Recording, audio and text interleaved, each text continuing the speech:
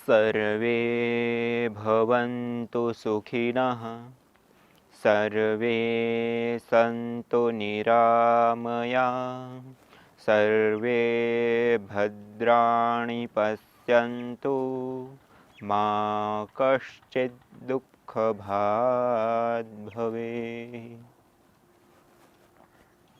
सर्वरक्षक परमपिता परमात्मा से संपूर्ण विश्व के सब जीव सुखमय हो, निरामय हो, ऐसी दिव्य प्रार्थना करते हुए आइए हम वेदों में यज्ञ के बारे में जान रहे थे। वेदों में अलग अलग जगहों पर 11,000 से भी ज़्यादा बार यज्ञ शब्द का उल्लेख आता है और जो यज्ञ शब्द है उसका इतनी ज़्यादा बार उल्लेख और इतनी ज़्यादा बार उसके ऊपर चर्चा वही अपने आप में सिद्ध करती हैं कि जो ईश्वरीय ज्ञान, जो वेद ज्ञान है, वो यज्ञ को कितना महत्व दे रहा है।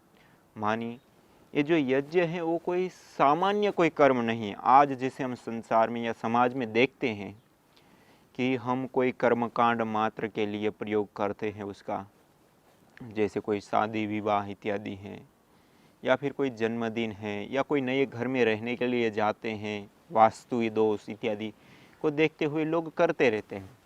लेकिन ये जो यज्ञ है वो एक पूरी एक संपूर्ण वैज्ञानिक प्रक्रिया है। जैसे पूरी समष्टि में सूर्य है, उसकी एक अहम भूमिका है, और जो सूर्य की अहम भूमिका है, सूर्य का जो प्रकाश है, उनकी जो एक नित्य वहाँ से आने वाली जो किरणों की प्रक्रिया है, उसके माध्यम से ये सारी जो समष्टि हैं उसके ऊपर उसका पूरा प्रभाव रहता है। और ये सारा जो संसार है उसका जो पालन पोषण होना और उसके साथ साथ जो उसकी स्थिति बनी रहना, वो भी सूर्य के ऊपर आधारित रहता है। यदि सूर्य ना रहे तो पृथ्वी इत्यादि जो दूसरे ग्रह है उसका भी रहना मुश्किल है। तो उसी प्रकार से जो सूर्य काम करता है इस धरती के लिए, धरती की रक्षा के लिए, धरती पर रहने वाले जो पशु पक्षी कीट पतंग या पेड़ पौधे इत्यादि के जीवन के लिए, तो वो जो जीवन है उसके लिए जितना उपयोगी सूर्य है उसी प्रकार से उपयोगी बनता है यज्ञ।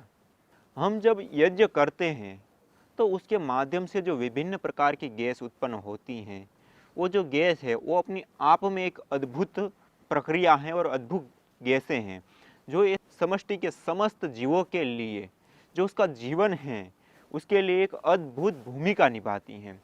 और यह जो भूमिका है उसके लिए ये यज्ञ एक अहम साधन हमारे लिए बना हुआ है।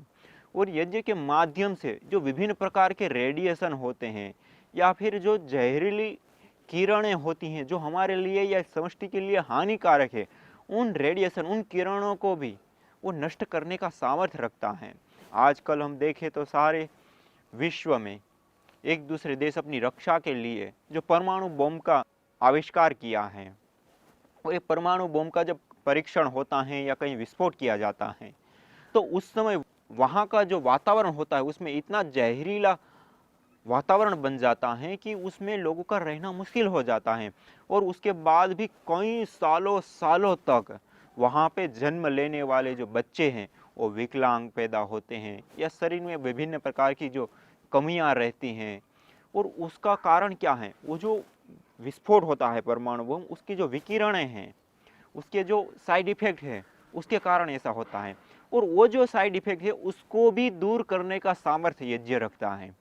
और यहाँ तक कि वर्तमान के जो वैज्ञानिक लोग हैं वो भी इसके ऊपर रिसर्च अनुसंधान करके भी यही मत दे रहे हैं। और जो आज हम एलोपैथी की दवाइयाँ खाते हैं, उन दवाइयों को खाने के बाद आज हमको भारत में लाखों ऐसे उदाहरण मिलेंगे जो भयंकर रूप से उस एलोपैथिक दवाई के सेवन से, उनके साइड इफेक्ट से प्रभावित मिलते हैं।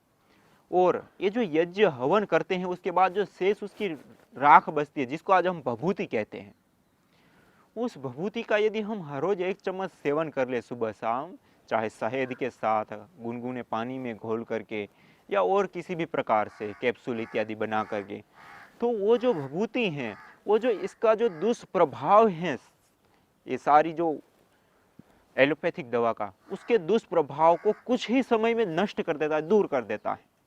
तो इतना प्रभावशाली है ये यज्ञ की राख भी।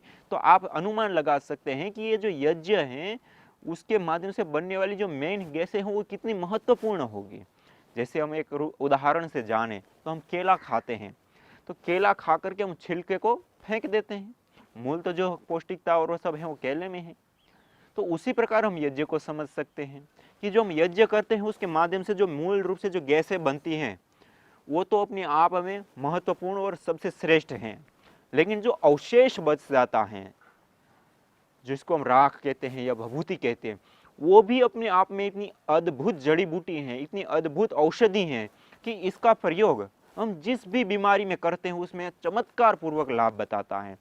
जैसे चेचक का रोग हो जाता है, उसके लिए चेचक के रोग में यज्ञ का जो धुआं होता है उसकी आसपास हम रहते हैं या हम जिस कमरे में रहते हैं उसी कमरे में हवन किया जाए, उस रोगी को भी वहाँ रखा जाए, तो 30 मिनट से लेकर के 2 घंटे के भीतर भीतर जो भी चेचक जो रोग हम कहते हैं उसके जो बैक्टीरिया होते हैं वो नष्ट हो जाते हैं। और इतना ही नहीं, इसी प्रकार से हर प्रकार की बीमारियों के बैक्टीरिया, कीटाणु, रोगाणु, वायरस जो भी हैं, फंगस, वो सब चीज़ें दूर होती हैं।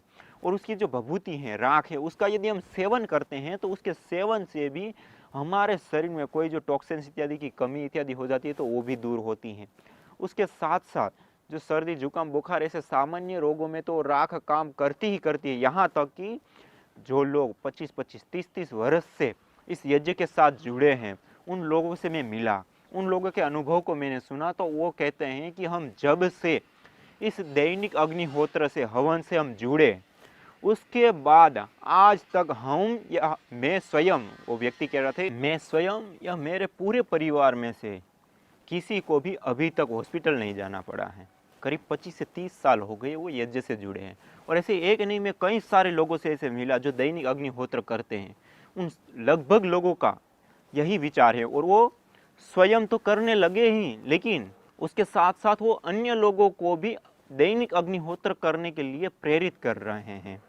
और एक भोपाल में एक परिवार है, उस परिवार में तो एक व्यक्ति ने अपने पूरे कुटुंब जिसको कहते हैं उन सब लोगों को इसके साथ जोड़ दिया और सबको कि इसके जो राख हैं, जो भभूति बचती हैं, उसके प्रयोगों से भी उन्होंने अवगत कराया। जैसे दंत मंजन के रूप में उसका प्रयोग करते हैं, कोई चर्म रोग इत्यादि हो गया है तो वहाँ पे उसको लगाने से वो चर्म रोग भी ठीक हो जाता है।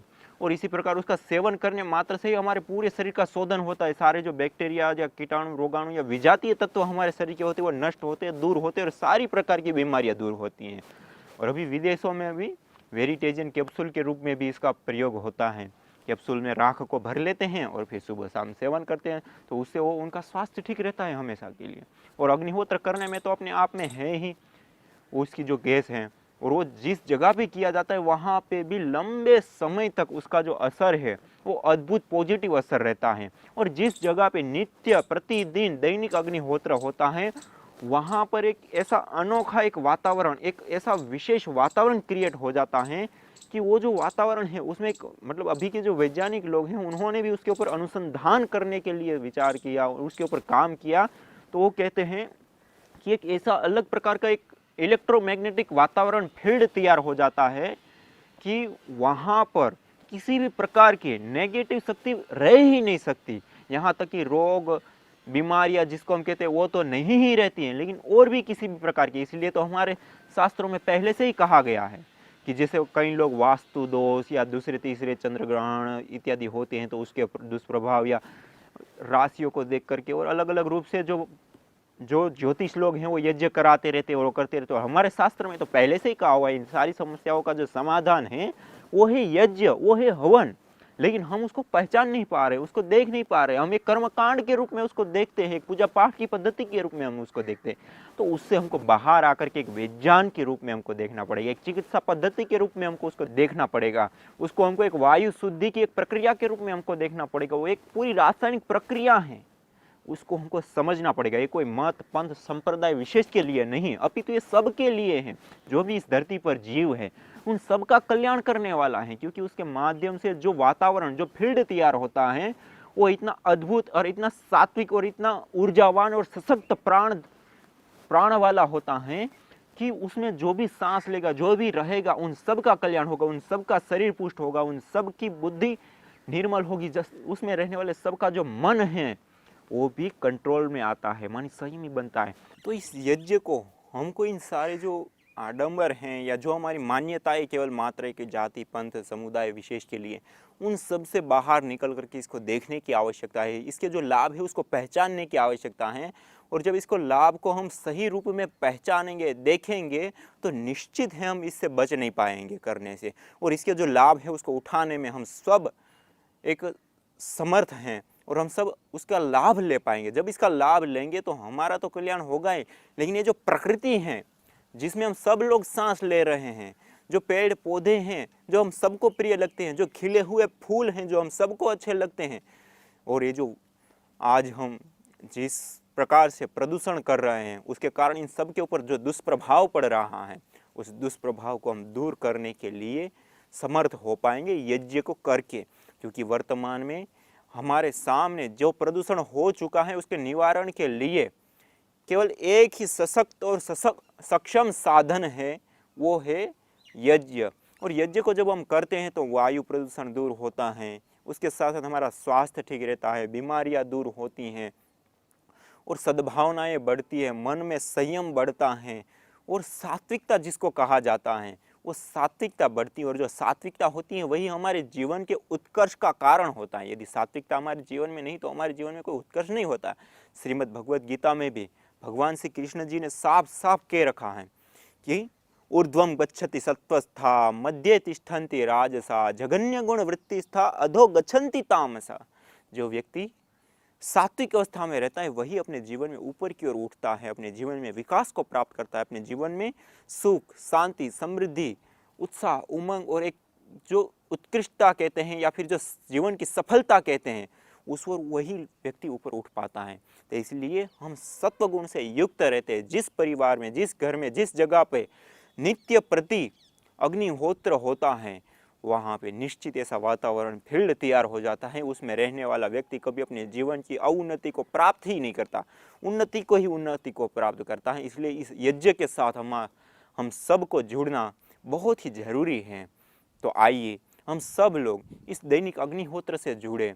और इसी के ऊपर हम चर्चा कर रहे थे, उसमें हमने देखा था कि पहले तो ईश्वर स्तुति, प्रार्थना, उपासना की जाती हैं, उसके बाद आचमन किया जाता है और आचमन के बाद अंग स्पर्श मंत्र, अंग स्पर्श के बाद हम दीप प्रज्वलन करते हैं और दीप प्रज्वलन के बाद अग्नि को कपूर के माध्यम से कपूर को जला करके अग्निहोत्र के मध्य में अग्नि को स्थापित करते हैं।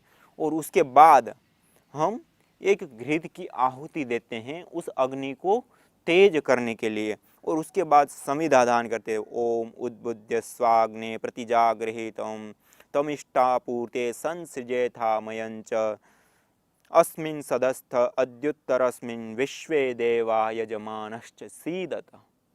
इस प्रकार से हम इस मंत्र का उच्चारण करते हुए घृत की आहुति देते हैं और इस मंत्र के माध्यम से कहते हैं, हे अग्नि आप प्रकट होइए, आपका हम आह्वान करते हैं और आप हम जो अन्न आदि सारे जो भक्षण करने योग्य जो पदार्थ हैं उन पदार्थों को आपको अर्पित करते हैं, आपको दान करते हैं और आप इसका भक्षण करके समस्त देवताओं तक पहुंचाइए, ऐसी दिव्य प्रार्थना करते हैं। और जो यजमान हैं, जो यज्ञ की कामना से प्रवृत्त हुआ है, उस यजमान की कामना को पूर्ण करने के लिए आप प्रकट होइए और उनकी दी हुई इस हवि को स्वीकार कीजिए और समस्त देवताओं तक पहुंचाइए और इस यजमान की जो कामनाएं हैं उसको पूर्ण कीजिए। ऐसी दिव्य कामना करते हुए अग्नि को प्रज्वलित करते हैं, उसके ऊपर एक घी की आहुति देते हैं जो और तेज हों। इसी प्रकार दूसरे मंत्र के माध्यम से कहते हैं, ओम अयंत इद्म आत्मा जात वेदस्तेने धस्व वरधस्व चैंधवर्धय चास्मान प्रजया पशुभिर्ब्रह्म वर्चसे नानाद्येन समेधय स्वाहा इदम अग्नये जात वेदसे इदन्न मम। इस प्रथम मंत्र का उच्चारण करते हुए जो समिधा होती हैं, समिधा कहते हैं जो हम अग्निहोत्र में आहूत करते हैं जिस लकड़ी को उसको समिधा कहते हैं। उसका एक निश्चित परिमाण होता है, चाहे वो आम की हो, पीपल की हो, बरगद की हो, पलास की हो, ऐसी एक निश्चित कुछ पेड़ होते हैं, उन्हीं की समिधा ली जाती है, क्योंकि ये जो पेड़ होते हैं वो अति उत्तम पेड़ माने जाते हैं, जो अधिक मात्रा में ऑक्सीजन देते हैं और नेगेटिव एनर्जी को खत्म करने वाले होते हैं, और जिसको जलाने से कार्बन डाइऑक्साइड भी कम मात्रा में पैदा होती हैं और ऑक्सीजन की मात्रा अधिक पैदा होती हैं। इस प्रकार से और भी कई सारे इसके रीजन, और विशेष रूप से उसमें औषधीय जो गुण होते हैं वो सर्वाधिक रूप से पाए जाते हैं। उन्हीं पेड़ों की लकड़ी का प्रयोग किया जाता है और उसी को कहते हैं समिधा। और इस समिधा की जब हम आहुति देते हैं उस समय इस मंत्र का उच्चारण करते हैं, और इस अग्नि इसका जब हम उच्चारण करते हैं उसकी जो दिव्य भावना है कि ये हे अग्निदेव, ये जो समिधा है वो आपके लिए हैं, आपकी है। इदम न मम की भावना ये आपके लिए हैं और ये आपकी हैं। इस इदम न मम की जो भावना है उस भावना से युक्त होकर के वो अग्नि में प्रज्वलित करते हैं। और ये जो समिधा है वो अग्नि की आत्मा है, अर्थात जब समिधा जलती हैं तभी वो अग्नि प्रज्वलित रहती हैं, इसलिए अग्नि की आत्मा के रूप में इसको देखा गया। और उस समिधा को अग्नि में अर्पित करते और अग्नि को प्रार्थना करके आप और प्रज्वलित होइए, जिससे आप भी प्रज्वलित होंगे, जिससे जो याजक हैं, जो यज्ञ करने वाला व्यक्ति हैं, वो भी अपने जीवन में उत्कृष्टता को मानी प्रज्वलन, जिसको हम अभिप्सा की अग्नि कहते हैं, जो अपने जीवन में उत्कृष्टता को प्राप्त करने की जो क्षमता है उसको प्राप्त करें। और उसके साथ साथ जो ये याजक हैं उसके पास धन, धान्य, पशु और पुत्र और जो भी उसके लिए सुख सुविधाएं चाहिए वो समस्त सुख सुविधाएं उसके पास हो, उनकी इच्छाओं की जो पूर्ति हैं वो हो, ऐसी दिव्य प्रार्थना करते हुए प्रथम समिधा को अग्नि में अर्पित करते हैं और ये दिव्य भावना बनाते हैं। और वास्तव में जब हम अग्निहोत्र करते हैं तो उसके माध्यम से जो सारी एक प्रक्रिया, एक लंबी प्रक्रिया चलती है, उस प्रक्रिया के माध्यम से याजक की समस्त कामनाओं को पूर्ण करता है। इसलिए तो इसको कामधुक कहा गया है। श्रीमद् भगवद गीता में भी भगवान श्री कृष्ण जी जब यज्ञ का उल्लेख करते हैं, यज्ञ के बारे में बताते हैं, तो वहां पे कहते हैं कि याजक के लिए ये कामधुक है, अर्थात समस्त इच्छाओं को पूर्ण करने वाला है यज्ञ। और वेदों में तो बार बार जगह जगह पे स्वर्ग के लिए कहा गया कि जो स्वर्ग मानी सुख विशेष चाहता है, और सुख हमको कब मिलता है? जब हम अपनी इच्छाओं को पूर्ण कर पाते तो हम खुश होते हैं, सुखी होते हैं। जब हमारी इच्छाएं बाधित होती हैं, हम अपनी इच्छाओं को पूरा नहीं कर पाते तो हम दुखी हो जाते हैं। तो हमारी जो इच्छाएं हैं उसकी पूर्ति कहाँ से होगी? जब अनुकूलताएं होगी, हमारा शरीर स्वस्थ होगा, हमारा मन स्वस्थ होगा, हमारी बुद्धि शुद्ध होगी, हमारा ज्ञान शुद्ध होगा, ये प्रकृति जो हमारे सामने है वो हमारे साथ सही व्यवहार करेगी, अर्थात जो उसका शुद्धिकरण है, वायु शुद्ध होगी तभी तो हम उसमें सांस ले पाएंगे। यदि वायु ही अशुद्ध हो गई तो हम कहाँ से जी पाएंगे? तुरंत बीमारियां पैदा हो जाएगी। पेड़ पौधे, वनस्पति, फल फूल, झरने, इस सारी जो पूरी एक प्रकृति का जो सौंदर्य है वो पूरा सही रहेगा तो हमारा जीवन भी सुरक्षित रहेगा। और यदि ये सारी चीज़ नष्ट होगी तो हमारा जीवन भी नष्ट होगा, क्योंकि इनके साथ हम जुड़े हुए हैं, सब परस्परता में हैं। और ये जो परस्परता है उसी परस्परता को निरंतर बनाए रखने का जो एक क्रम है वो यज्ञ के माध्यम से संपन्न होता है। और वरना हम अपनी दिनचर्या कर रहे हैं, उसमें जो हम जी रहे हैं, उसमें जो हम वस्तुओं का प्रयोग कर रहे हैं, उसके माध्यम से हम सुबह से शाम तक देख सकते हैं हम कितना ज़्यादा प्रदूषण कर रहे हैं। चाहे गाड़ी का प्रयोग कर रहे हैं, चाहे कोई भी वस्तुओं का कपड़ा है और विभिन्न प्रकार की जो वस्तुओं का हम प्रयोग करते हैं, उसके पीछे जो फैक्ट्रियाँ, कंपनियाँ चलती है, ट्रांसपोर्ट के लिए वाहन चलते हैं, जहाँ खाने खोदी जाती हैं, इस प्रकार से विभिन्न प्रकार का जो शोषण प्रकृति का किया जाता है वो हमारे कारण ही तो हो रहा है। हमने स्वयं ने फैक्ट्री नहीं लगाई है, लेकिन हम जिन चीज़ों का प्रयोग करते हैं वो चीज़ तो वहीं से बन करके आती है। यदि आज हम ये चीज़ नहीं खरीदेंगे, ना इसका प्रयोग करेंगे, तो फैक्ट्री भी नहीं चलनी है। तो मूल कहाँ है? वो व्यक्ति। और जब व्यक्ति इन सारी चीज़ों का सुख लेने लग जाता है वस्तुओं का, तो उसके लिए फैक्ट्रियाँ लगती हैं, और जो फैक्ट्रियाँ, कंपनियाँ लगती हैं वो भी प्रदूषण करती हैं। जो खाने खोदी जाती है, प्रकृति का दोहन किया जाता है उसके माध्यम से, और वाहन व्यवस्था, जो ट्रांसपोर्टेशन की जो पूरी एक श्रृंखला है, तो सब जगह से प्रदूषण ही तो हो रहा है। और उसके माध्यम से कितना ये सारी प्रकृति है उसका दोहन हो रहा है, और उसके माध्यम से फिर सारा जो भूमंडल का एक संतुलन है वो बिगड़ने लगता है। और जब ये संतुलन बिगड़ता है तो भूकंप, अतिवृष्टि, अनावृष्टि और सुनामी, जो भी हम देवी आपदाएं कहते हैं या प्राकृतिक आपदाएं कहते हैं, जिसमें हजारों हजारों लोग मर जाते हैं, लाखों लोग प्रभावित होते हैं, तो ये स्थिति हम अपने हाथों से पैदा कर रहे हैं इन सारी चीज़ों का प्रयोग करके। तो उससे हम बचें। और जब हम यज्ञ करते हैं, हवन करते हैं, तो उस फैक्ट्रियों के माध्यम से, उस वाहन व्यवस्था के माध्यम से, ट्रांसपोर्टेशन की जो सारी सुविधाएं हम जो भी ले रहे हैं, उसके माध्यम से जो प्रदूषण होता है, उस प्रदूषण को हम दूर करते हैं। और आपकी जानकारी के बताऊं कि हम छोटा सा यज्ञ करते हैं, उस छोटे से यज्ञ से ही कई बड़ी मात्रा में वातावरण शुद्ध हो जाता है। यहाँ तक कि 1 तोला घी मात्र जलाने से 24 टन वायु शुद्ध होती है और 1 टन शुद्ध ऑक्सीजन मिल जाती है हमको। तो ये कितना अद्भुत हमारे सामने एक उदाहरण है। तो उसमें हम हवन में तो कई सारी जड़ी बूटियाँ देते हैं, कई सारा घी देते हैं, और इस प्रकार से जो हम हवन करते हैं वो सारी एक वैज्ञानिक प्रक्रिया है, और उसके माध्यम से जो सारी समष्टि में एक दिव्यता फैलती है, एक एनर्जी वाला वातावरण बनता है, सुरक्षित वातावरण बनता है। ये व्यक्ति के साथ सारी समष्टि का भी कल्याण करने वाला जो वातावरण बनता है, तो ये वातावरण बनता है यज्ञ के माध्यम से। और इस यज्ञ के साथ जब हम जुड़ते हैं तो हमारा व्यक्तिगत जीवन का तो कल्याण होता ही है, इस समष्टि का भी संरक्षण होता है, अन्य जीवों के लिए भी हम सुरक्षित होते हैं। मानिए अन्य जीवों को भी हम जीवन दे सकते हैं, अन्य जीवों के लिए भी हम सुरक्षित एक स्थान दे सकते हैं, और भावी पीढ़ी के लिए भी हम इस धरती पर एक ऐसी जगह छोड़ सकते हैं कि जहाँ पर आकर के आगे भावी जीवन भी जी सकें। तो आइए हम सब मिल करके इस यज्ञ के साथ जुड़े, इस हवन के साथ जुड़े, दैनिक हवन अग्निहोत्र करें, और इस प्रकृति के संरक्षण के साथ साथ हम अपने जीवन की भी रक्षा करते हुए अपने जीवन को हम परम उत्कर्ष के साथ जिए, और हम एक ऐसा दिव्य जीवन जिए, एक ऐसा यज्ञीय जीवन जी जाए कि हमारा जीवन सार्थक हो जाए। तो आज इतना ही। इसी के साथ ओम शांति शांति शांति ओम।